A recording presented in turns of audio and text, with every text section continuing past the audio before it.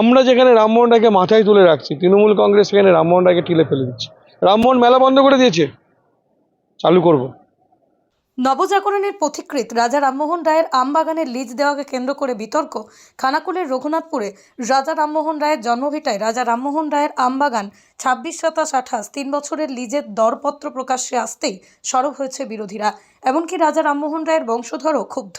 লিজের দরপত্র প্রকাশ্যে আসতেই কোনো রকমের দায় এড়ানোর চেষ্টায় হুগলি জেলা পরিষদের সভাপতি রঞ্জন ধারা। যদিও তৃণমূলের রাজ্য সম্পাদকের দাবি, যে কোনো উন্নয়নের করার জন্য টেন্ডার করতে হয়, অথচ এখানকার স্থানীয় গ্রাম পঞ্চায়েতের সদস্য তথা বিজেপি নেতার দাবি এবার রাজা রামমোহন রায়ের আমবাগানটাও বিক্রি করে দেবে তৃণমূল সরকার। উল্লেখ্য, খানাকুলের রাধানগরে রাজা রামমোহন রায়ের জন্মস্থান হলেও রাধানগরের অনতিদূরে রঘুনাথপুরে রাজা রামমোহন রায়ের বসতভিটা, এটা কাছারি বাড়িও। এই রঘুনাথপুরে সতীদাহ বেদী ও রাজা রামমোহন রায়ের ভগ্নাবশেষ বাড়িকে রাজ্য সরকার হেরিটেজ হিসেবে ঘোষণা করেছে। আর এইখানেই রাজা রামমোহন রায়ের আমবাগান হুগলি জেলা পরিষদের আওতাধীন। এগুলোকে কেন্দ্র করেই পর্যটন কেন্দ্র গড়ে উঠেছে। হেরিটেজ এলাকাকে কি লিজ দেওয়া যায়, এরকমই প্রশ্ন উঠছে এলাকায়। সব মিলিয়ে বিষয়টি নিয়ে ভোটের আগে রাজনৈতিক তরজা তুঙ্গে। এই বিষয়ে আরও কি জানা যাচ্ছে, বিস্তারিত দেখুন 24 আওয়ার্স আরামবাগের রিপোর্ট। সংরক্ষণ করি দেওয়া উচিত। অনেক পুরনো আম গাছ মরে যাচ্ছে, সেগুলো বাঁচানোর কোনো ব্যবস্থা করছে না।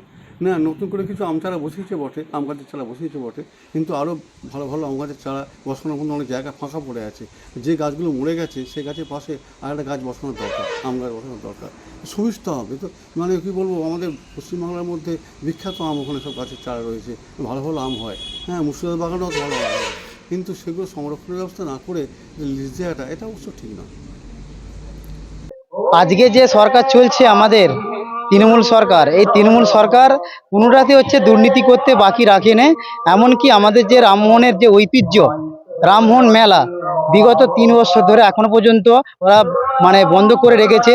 কারণ এই বন্ধর কারণ হচ্ছে ওরা একা একা যে বড় বড় নেতারা আছে তারা এই ভাগ বটারের জন্য এই মেলাটাকে বন্ধ করে দিয়েছে। যে উপার্জন হতো ওই মেলা থেকে, সেই মেলাটাকে তো বন্ধ করেইছে। উপরন্ত রামমোহনের যে জন্মস্থান, যে বিদেশে যে জন্মস্থানে সে বসে সতীদাহ প্রথা করেছিল, সেই সতীদাহ প্রথার যে আমবাগান, সেই আমবাগানটাকে জঘন্যভাবে ব্যবহার করছে জেলা পরিষদ থেকে, যে যারা নেতৃত্ব দিচ্ছে এবং যাদিকে রেখেছে তারা সেইভাবে সেই দেখাশোনা না করার প্রেক্ষিতে আমবাগানটাকে এমন লিজে দিয়েছে, লিজে দিয়ে সেইখানটা শেষ করছে, টাকা পয়সা নয়ছয় করছে, কোনো হিসেব দিচ্ছে না, লোকাল প্রধানকেও জানাচ্ছে না, লোকাল এমএলএ দিকেও জানাচ্ছে না, তারা যা ইচ্ছা তাই করছে। এবং যে আমাদের রামমোহনের যে একটা ঐতিহ্য রয়েছে যে আমবাগানের, সেই আমবাগানের যে লিজে দিয়েছিল সেই লিজের টাকাকে তারা জঘন্যভাবে ব্যবহার করছে। সেই লিজের টাকা দিয়ে যে আমবাগানের যে একটা মেলা হতো, সেটাকেও তারা, সেই মেলাটাকেও এখন তো পর্যন্ত উদ্বোধন করতে পারছে না, মানে মেলাটাকে চালুও করতে পারছে না। ওই যে টাকা, এরপর যে দেখা যাবে আমবাগানের যে সম্পত্তি আছে, আমাদের রাজা রামমোহনের যে বসত বাড়ির যে জন্মস্থান, সেই জন্মস্থানটাকেও পর্যন্ত এরা বিক্রি করে দেবে। এদের এইরকমই এই তৃণমূল সরকারের নীতি, এদের নেতা মন্ত্রীরা এই করছে। এক একটা করে নেতা এসছে, মন্ত্রী এসছে, আমবাগানটাকে দেখে চলে যাচ্ছে, তারা আমবাগানের জন্য কোনো সংস্কার করছে না। বরং দেখুন, ওই যে রাজা রামমোহন রায়ের আমবাগানের কথা বলছেন, এরকম কোনো প্রক্রিয়া এখনো পর্যন্ত আমার কানে আসেনি।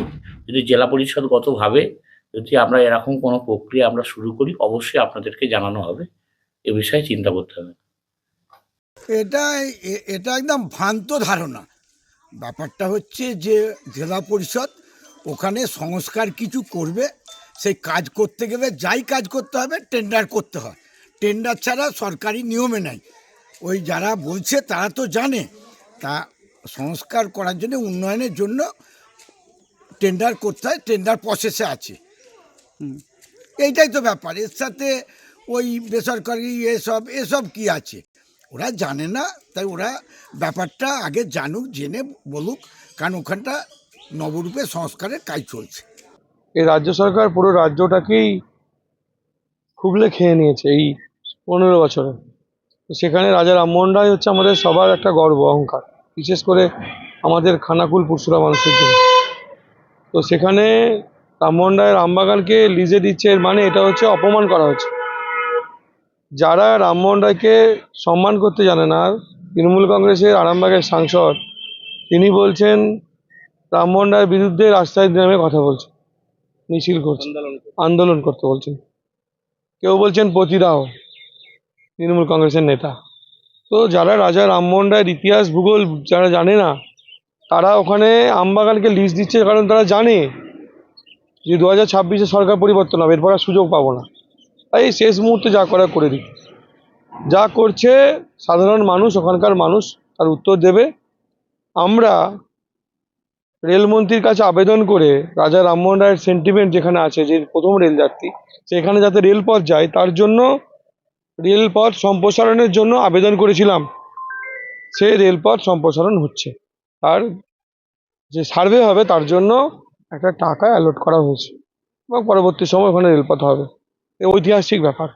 আমরা যেখানে রামমোহন রায়কে মাথায় তুলে রাখছি, তৃণমূল কংগ্রেস সেখানে রামমোহন রায়কে ঠেলে ফেলে দিচ্ছে।